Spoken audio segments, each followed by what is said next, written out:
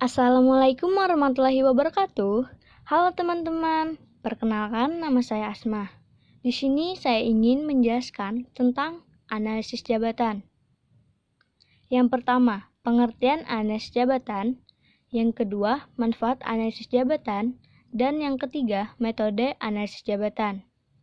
Yang pertama, pengertian analisis jabatan adalah suatu kegiatan untuk menganalisis macam-macam pekerjaan yang harus dilakukan, bagaimana cara mengerjakannya, dan alasan pekerjaan tersebut harus dilaksanakan. Ada 3 pengertian analisis jabatan menurut para ahli, yaitu yang pertama, menurut Dr. Andes M. Manulang. Analisis jabatan merupakan suatu proses untuk membuat uraian sedemikian rupa, sehingga dari uraian tersebut dapat diperoleh keterangan-keterangan yang diperlukan untuk menilai kebutuhan akan jabatan tersebut. Yang kedua, menurut Profesor Dr. Komarudin, analisis jabatan adalah proses untuk memperoleh segenap fakta jabatan yang berhubungan. Biasanya, analisis jabatan mencangkup penciptaan pernyataan tertulis yang terpisah. Dan yang ketiga, menurut Dr. Andes Mokijat, analisis jabatan merupakan hal yang penting dalam manajemen kepegawaian karena hasilnya dapat digunakan dalam hampir semua program kepegawaian. Ada 4 langkah dalam melakukan analisis jabatan, yaitu yang pertama, melakukan kajian organisasi secara keseluruhan dan disesuaikan dengan tiap jabatan yang ada dalam suatu organisasi. Yang kedua, menentukan langkah menganalisis informasi dalam organisasi, misalnya bagaimana jabatan akan digunakan atau menentukan tujuan spesifik dari analisis jabatan. Yang ketiga, memilih penggunaan teknik teknis analisis jabatan. Teknik-teknik tersebut digunakan untuk mengumpulkan data tentang karakteristik jabatan, perilaku yang disyaratkan, dan karakteristik yang perlu dimiliki pegawai dalam melaksanakan pekerjaannya. Dan yang keempat, menyiapkan spesifikasi jabatan, artinya pengetahuan dan data yang dikumpulkan dalam langkah-langkah yang telah dilakukan sebelumnya. Hasil analisis jabatan akan diberikan informasi yang berkaitan dengan hal-hal yang berikut. Yang pertama, deskripsi pekerjaan, yaitu suatu daftar yang memberikan gambaran terkait tugas, wewenang, dan tanggung jawab pekerjaan yang akan dilaksanakan oleh pegawai yang bersangkutan. Yang kedua, spesifikasi pekerjaan, yaitu suatu daftar yang berisi informasi tentang pengetahuan, kemampuan, keterampilan, dan karakteristik lain yang harus dimiliki seseorang terkait dengan posisinya pada suatu jabatan tertentu.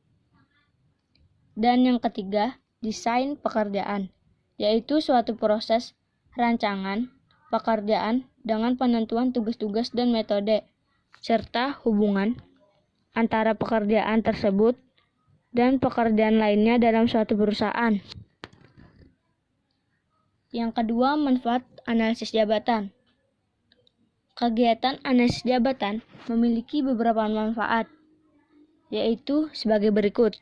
Yang pertama, perekrutan dan seleksi pegawai. Analisis jabatan dalam proses perekrutan dan seleksi pegawai akan membantu perusahaan dalam menemukan pegawai yang cocok dan memiliki kompetensi sesuai yang diinginkan perusahaan. Yang kedua, kompensasi gaji pegawai. Melalui kegiatan analisis jabatan, perusahaan akan menilai bagaimana kompetensi seorang pegawai dalam melakukan pekerjaannya. Yang ketiga, evaluasi jabatan.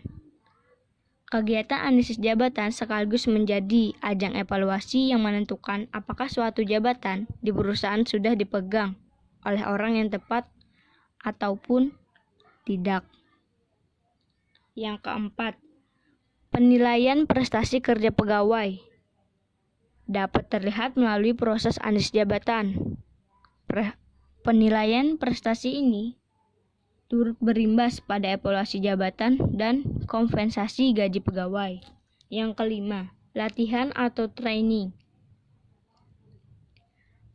Kegiatan pelatihan ini bertujuan meningkatkan kompetensi pegawai, baik kompetensi dalam bidang yang menjadi tugas dan tanggung jawabnya maupun kompetensi dalam bidang baru. Yang keenam, promosi dan penempatan pegawai.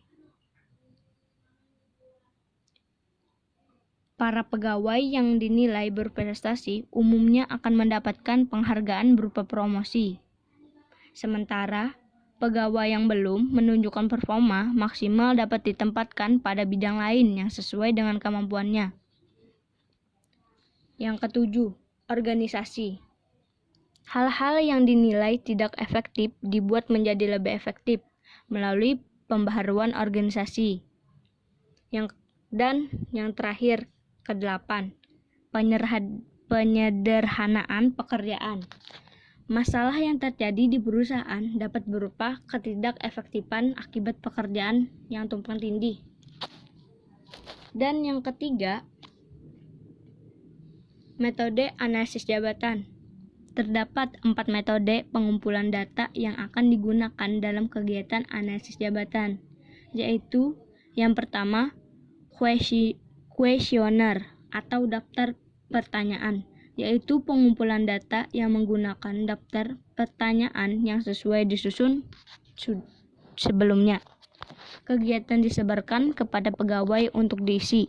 Yang kedua, pengamatan atau observasi, yakni pengumpulan data yang dilakukan dengan mengamati langsung cara kerja pegawai dalam melaksanakan tugasnya. Yang ketiga, wawancara atau interview, yaitu pengumpulan data dengan mengajukan pertanyaan yang telah disiapkan sebelumnya, lalu mencatat jawaban yang nanti akan diolah menjadi informasi yang diperlukan. Dan yang keempat, menulis laporan pekerjaan secara singkat. Sekian penjelasan saya tentang analisis jabatan. Semoga bermanfaat. Jangan lupa subscribe, like, and comment. Terima kasih.